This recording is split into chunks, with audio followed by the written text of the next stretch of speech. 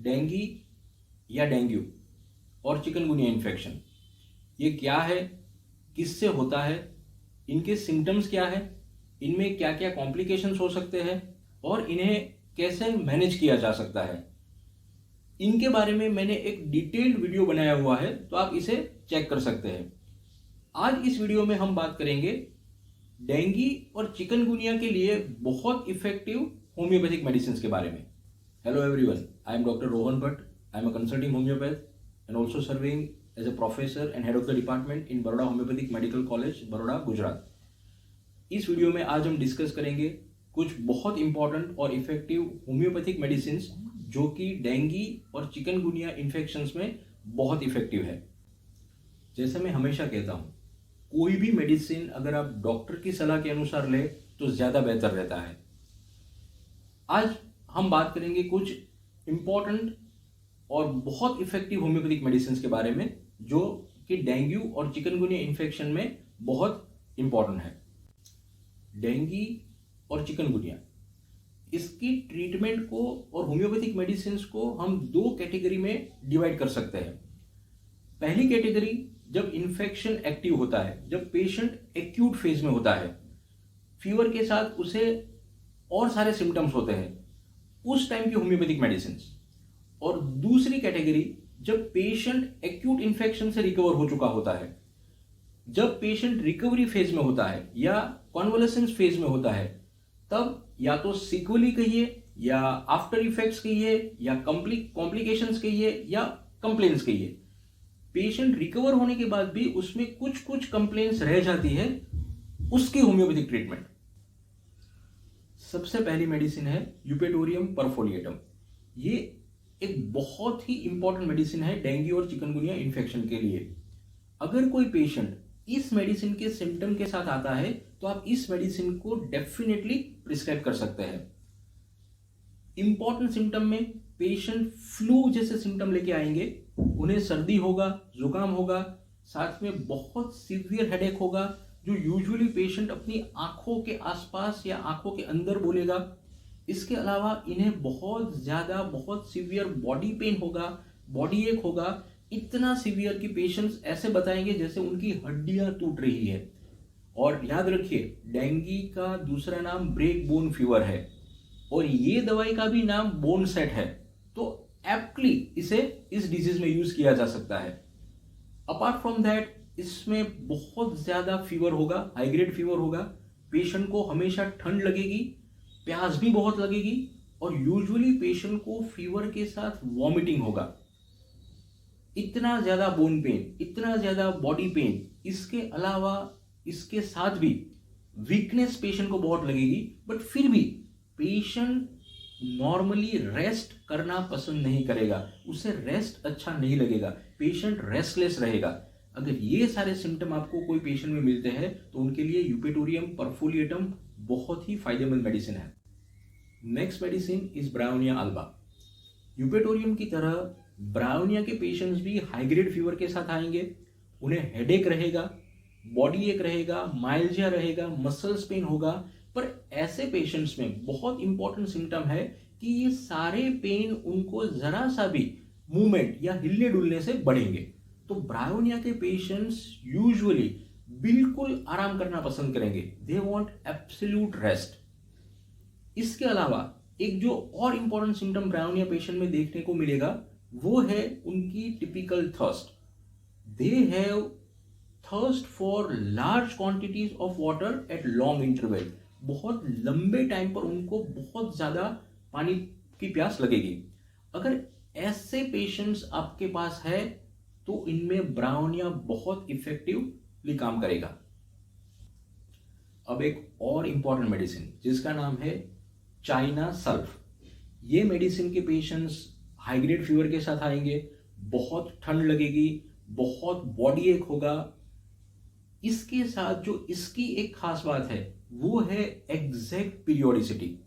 Patient का fever exact time पे आएगा और ऐसे सिम्टम में चाइना सल्फ बहुत अच्छी मेडिसिन है। जैसे मैंने बॉडी पेन, जॉइंट पेन की बात की, तो चाइना सल्फ में बॉडी पेन, जॉइंट पेन के साथ बैक की सेंसिटिविटी बहुत ही इंपॉर्टेंट सिम्टम मिलता है। इसके अलावा इनमें ब्रायोनिया की जैसे ही बहुत थर्स्ट होती है, प्यास बहुत ज़्यादा लगेगी।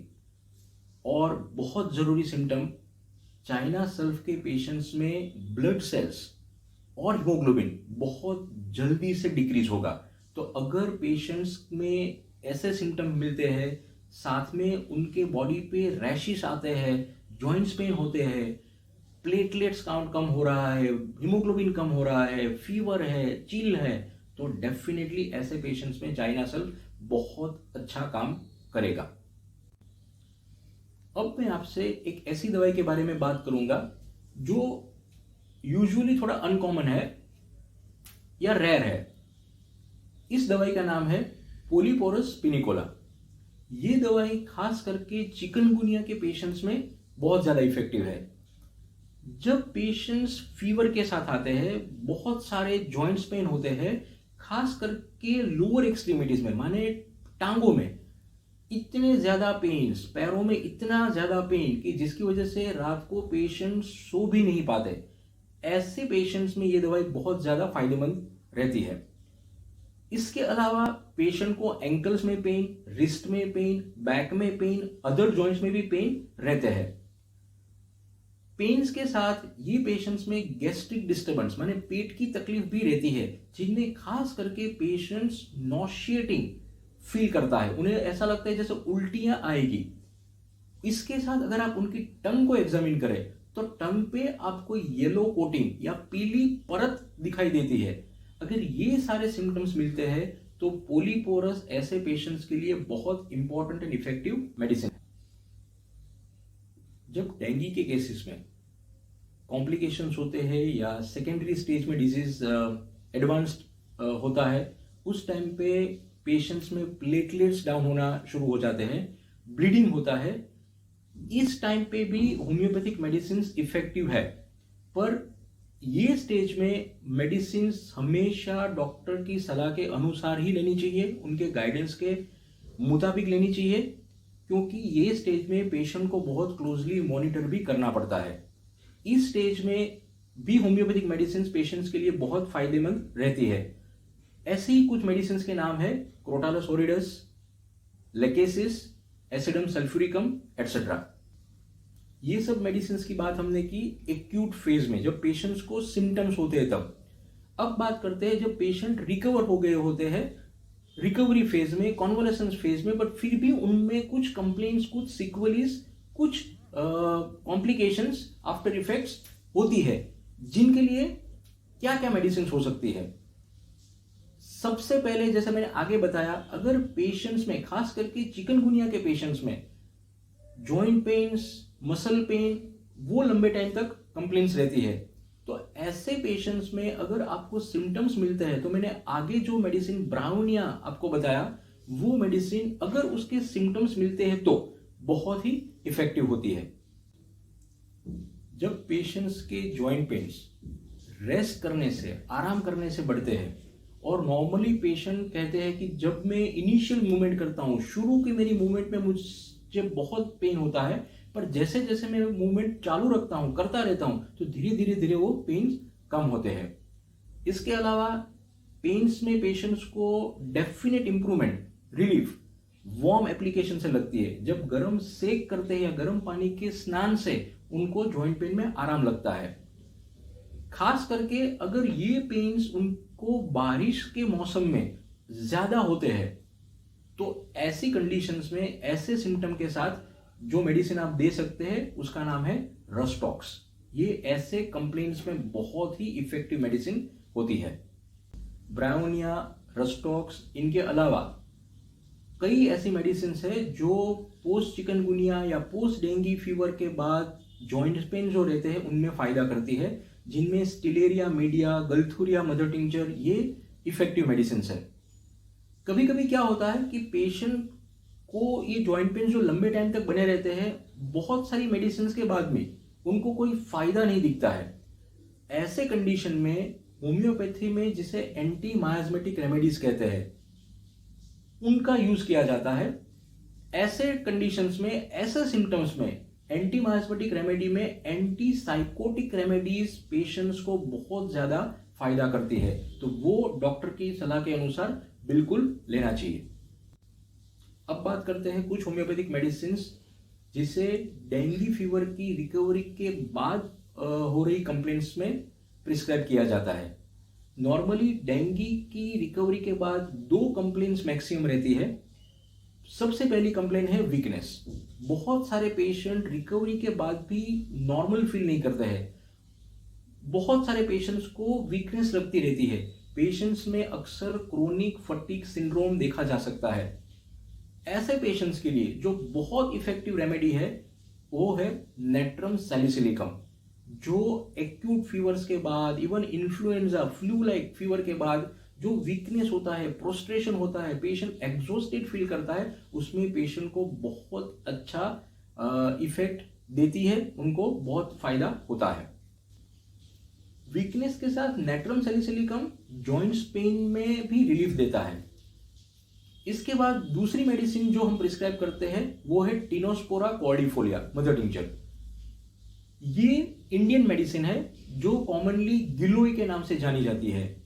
ये मेडिसिन भी post dengue weakness, post dengue fatigue में बहुत अच्छा काम करती है और पेशेंट की ओवरऑल हेल्थ को अच्छा बनाती है।